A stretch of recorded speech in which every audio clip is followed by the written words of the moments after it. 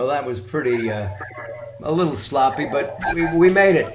Hello, everybody. I'm Mark Alyn. This is a special edition of Late Night Health, and it's After the Elephant. Joining us in this special edition, we're going to take a look at and respond to the discussion panel to what's been happening over on the program Elephant in the Room. We've just heard from leaders in the natural products industry that work in food, beverage, and beauty on what they're seeing and hearing in the industry.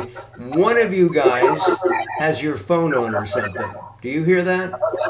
Yes, not me. Not you. Okay. I was actually on mute, so it's not on my side either.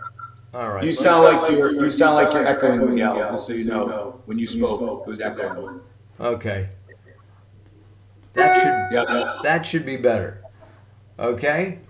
All right. The technology of webinars and videos. The goal of our After the Elephant session is to process this information and respond to it.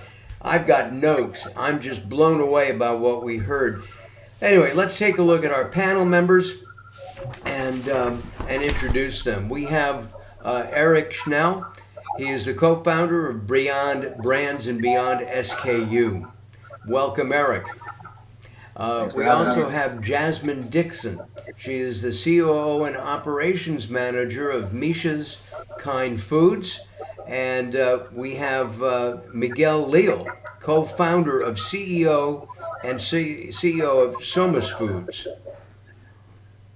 And I'm going to try to fix that audio, and let's see if we can. All right, we'll do what we can. Here we go. So, what were your general thoughts about the session we just saw, everybody? Jasmine, do you want to go first? I think it's appropriate. Who wants? Yeah, I think it's an important conversation that we need to have. Miriam in particular brought up something that definitely needs to be addressed. Things that can be looked at as small, but they have far-reaching impact. You know, you have a large PO, and you're now worried that you being able to respond appropriately and tell somebody, "Hey, this is not appropriate," all of a sudden impacts your business. So I'm happy that we started the conversation. We have a very, very long way to go. And I'm happy to be a part of it. I think that now seeing so many people choosing to share for the conversation, that means that at least there's and conscious that we can fix it. That's the starting place. Eric, how about you? Can you hear me okay? Because I couldn't hear Jasmine, just so you know. It was totally like underwater. Do I sound okay, or am I? Yeah, you sound fine. It's echoing a bit, but I can hear you. Yeah, right now when you're talking, Jasmine, it sounds like you're underwater. I don't know. Yeah, Anyways, try to fix that while we're working here. Okay, so if you can hear me clearly, I'm like one part super sad, one part disgusted, one part angry, one part happy that the women on that panel were speaking out and were being honest and had a format to do that and share publicly with support. And then one part inspired that we could together, all of us now, use this series and series like this and other panels and other community organizations that are forming in discussions, whether it's on LinkedIn or in our industry in its own way, to be the change, to make change. Look, fortunately Me Too, happened, and the conversation started at a bigger level than ever before. But now conversations like this are the catalyst, I think, for the future. I can't imagine a world where 10 years from now, we're on a natural products industry forum and we're actually talking about some of the stuff we're talking about, because it sounds so gross and so outdated, but it's still there. It's still there. And I think, being a male, and even though I think I'm evolved and I'm spiritual and I've learned lessons, I still even look back at 26 years ago when I got into this industry as a young natural products industry salesman in New York City. And I saw things and I heard things and I watched the way my bosses would treat the women.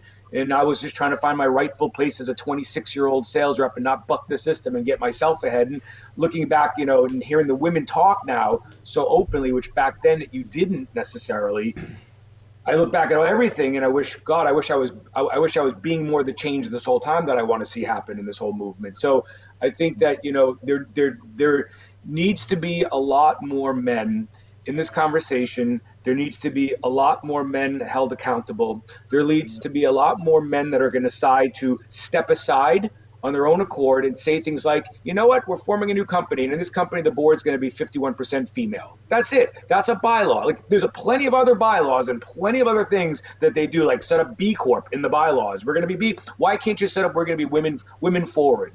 So that myself is something I started 2 companies ago. I'm a serial entrepreneur. As a practice, a best practice internally, to be 51% female leading an employee, and also at the C level and also at the board level. So my consulting agency is called BeyondBrands, and we're 51% female owned. Founded it with my wife. We have probably 70% of our clients are young women, young brand owners. They feel safer with us than maybe other groups. And when we're putting boards together, kind of the mandate from the beginning is, like it or not, it's 51% female. Because I believe if women had more of a say, and maybe it's at 51% or more, they would be much better decision makers and much better owners and much better leaders of these companies if they had that power behind them to make the change that they want to see happen, and not worry about getting outvoted all the time, being the sole woman on a board or the sole woman on a C team. Because I believe women have intuition inherently that men don't have. They have emotional foresight and insight that men just don't have. They have empathy that men just aren't necessarily wired and born with. There's nothing wrong with any of that. Women are wired and men are wired differently, and that's fine.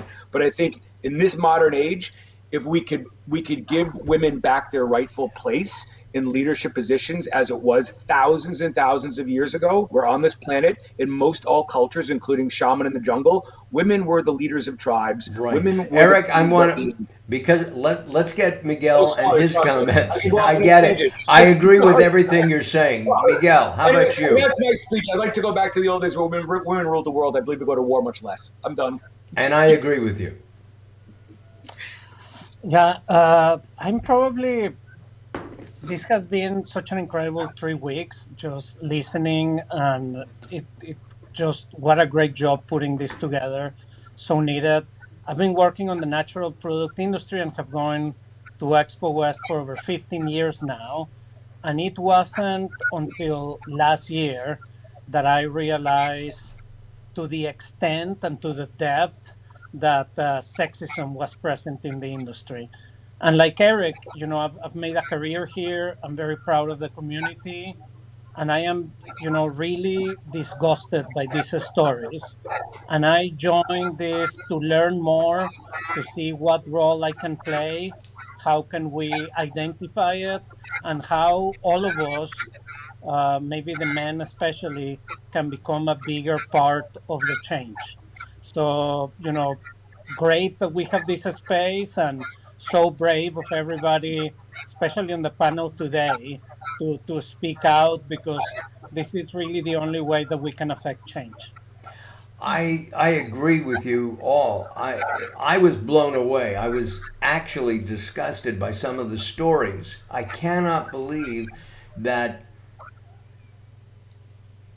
in the 21st century, in 2023, that this is still happening. And Jasmine, as our female leader here on our panel, have you seen this still? Is it still going on, like the panel said in Elephant in the Room? Yes, I would say it is, because we've never addressed it before, and largely one of the things that they're speaking to is that prior to Me Too, you couldn't discuss it. And if you discussed it, you were hushed. You were told, basically, it's not the best way to continue preventing, be quiet and deal with it. Yes, it is still happening. It's not that it's happening, frankly, and I think that's something we need to address. We've had all of these major call outs the film started talking about now. And a lot of it really has to do with the fact that, Eric, something that you said that piqued my interest. When you talk about women, 50 to 50% of the leadership of a company, the board, etc., where the women are more intuitive, more emotional, and they're able to make decisions. What I would actually say, somewhat of a counter, but not really. I have found that men are actually very emotional.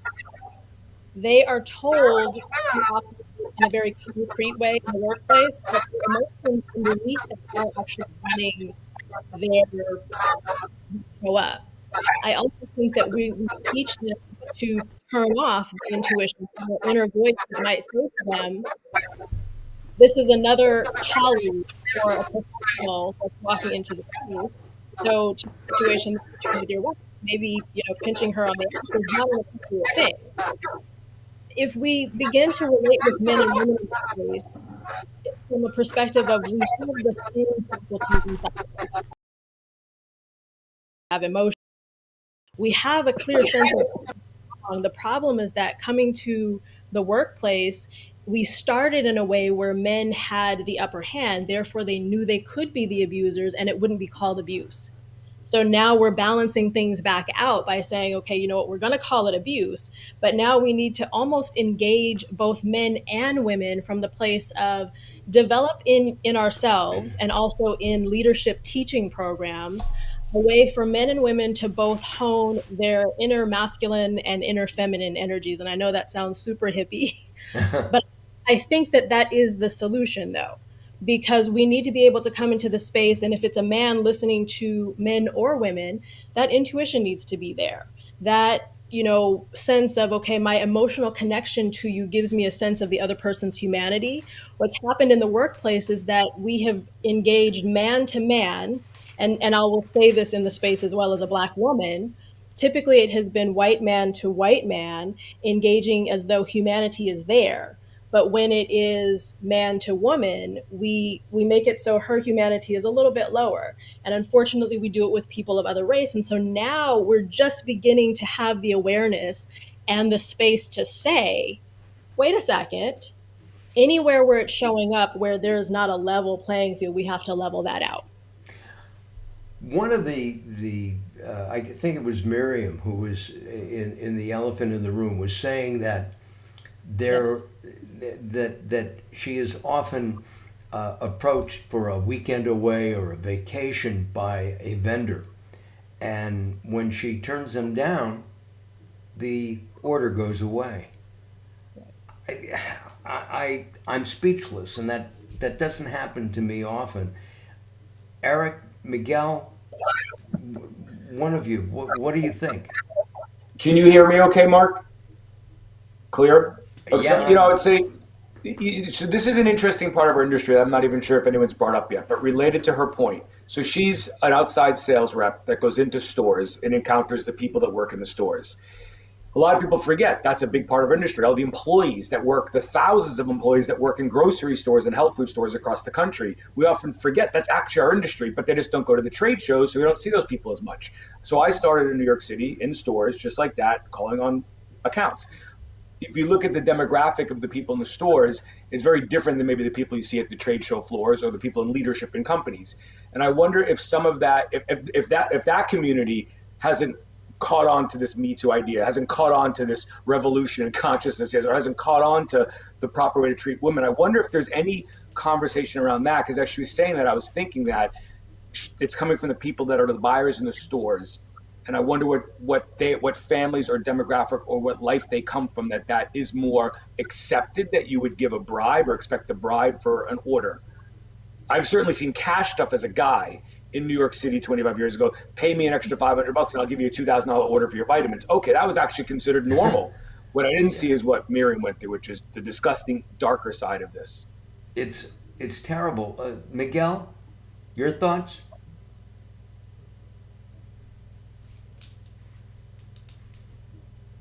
Your thoughts, Miguel? Yeah, I agree with Eric. I think it's definitely a part of the industry that we don't consider our own. I did not started calling in the stores like Eric did. I didn't have that opportunity. And a big point that was made on the panel, at least to me, is what are the recourses to go out and make a formal complaint? Where do you go with something like this happens? And I think that that could be part of what we can do. You know, it would be very hard to go in and affect, you know, the thousands of people that are out there.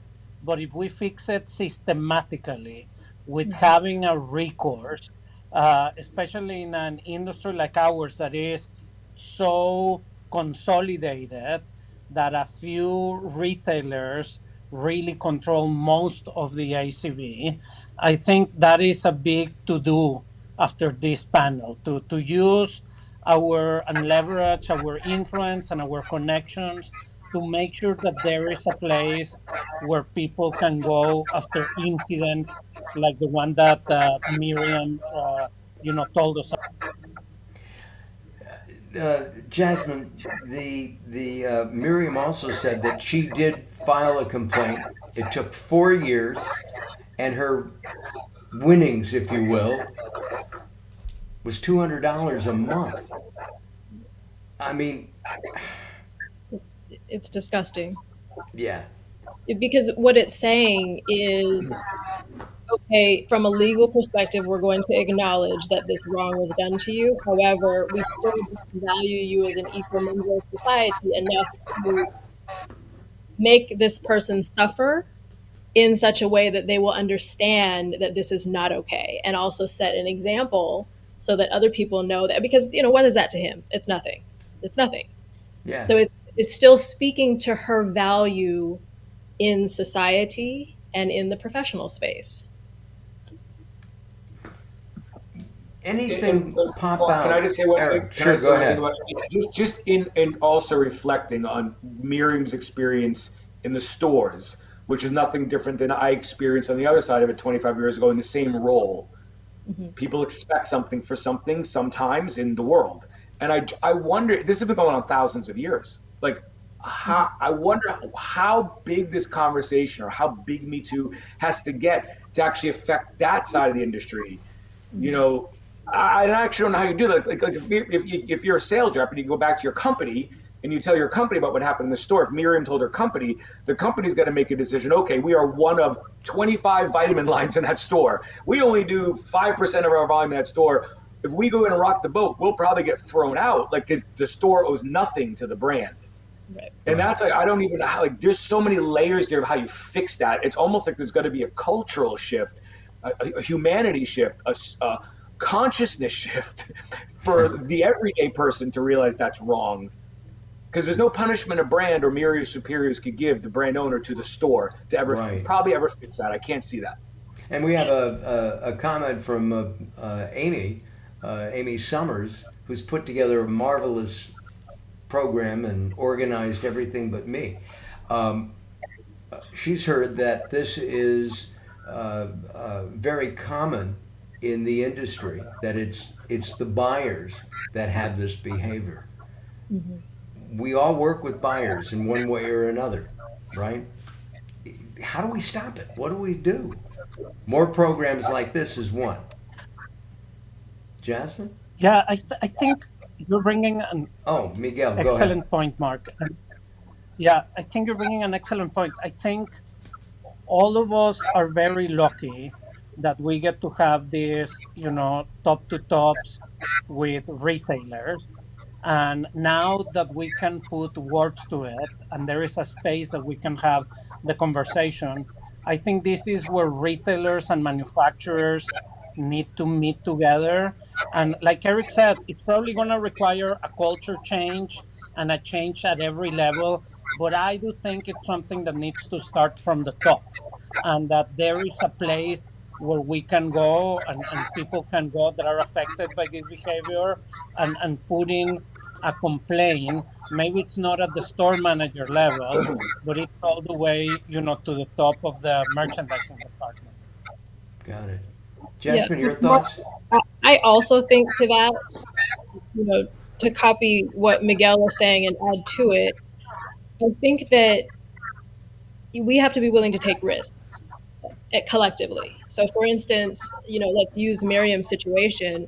She goes and she tells her company heads and her investors. She goes and files the complaint with the buyer's head, etc.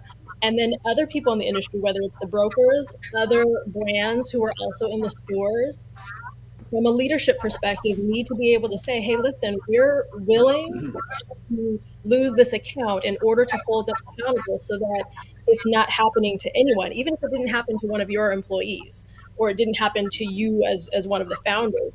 Largely, a lot of what's going on is you have people who, rightfully, if you have, your bills to pay and other overhead, you're not going to want to lose an account.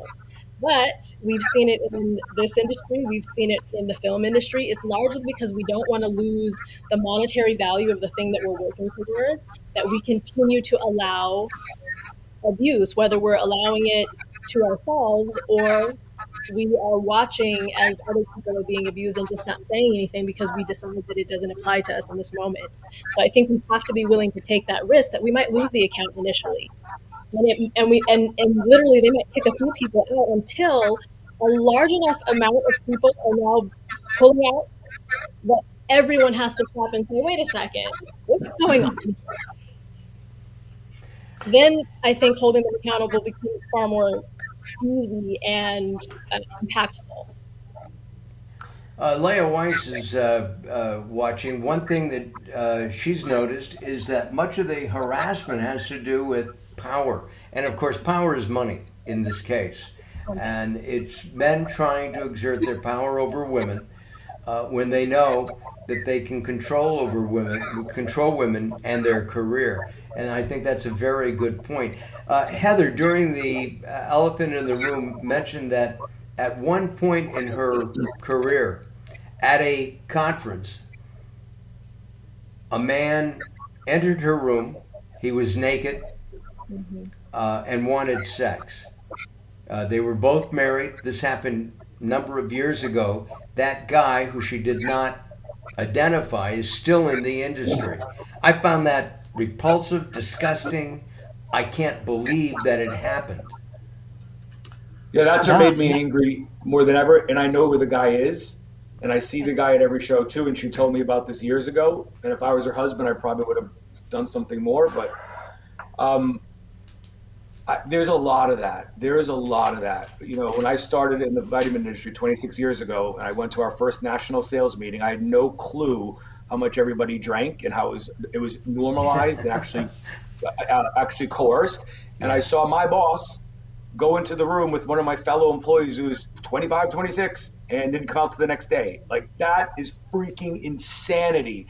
I don't think that happens so much now publicly, but that was normal this quarter century ago, and I'm still in the industry, and I still know that guy, and he's at every show. So, I don't know if the people change or the industry changes, but, I don't know, how being nice.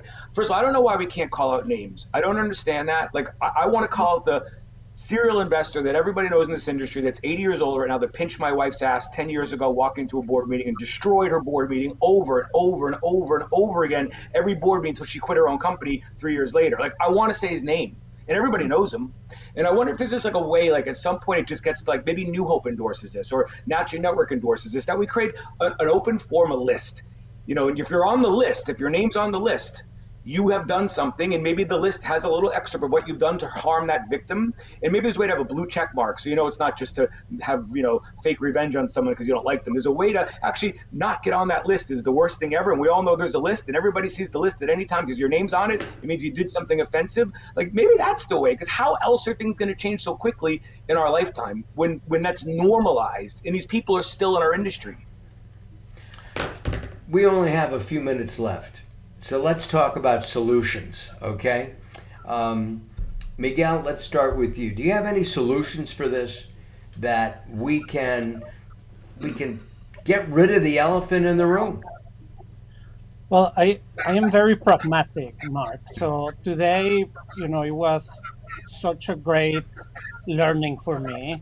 I just want to elaborate a little bit more on what you talked about, Heather.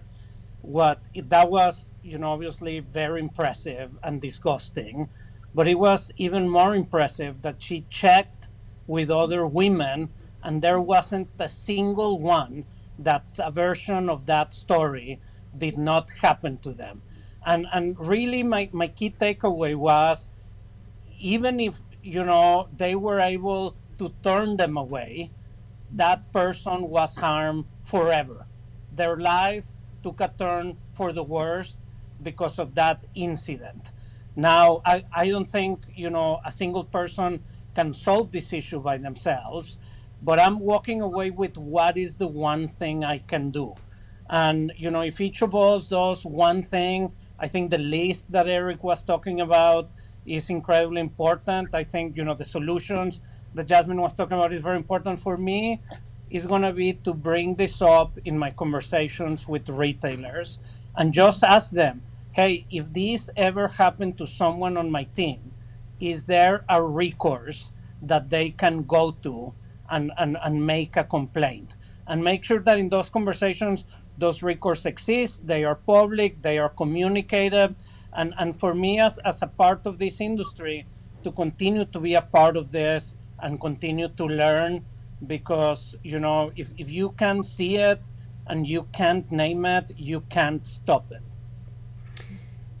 Jasmine, how about you? Any solutions that come to your mind?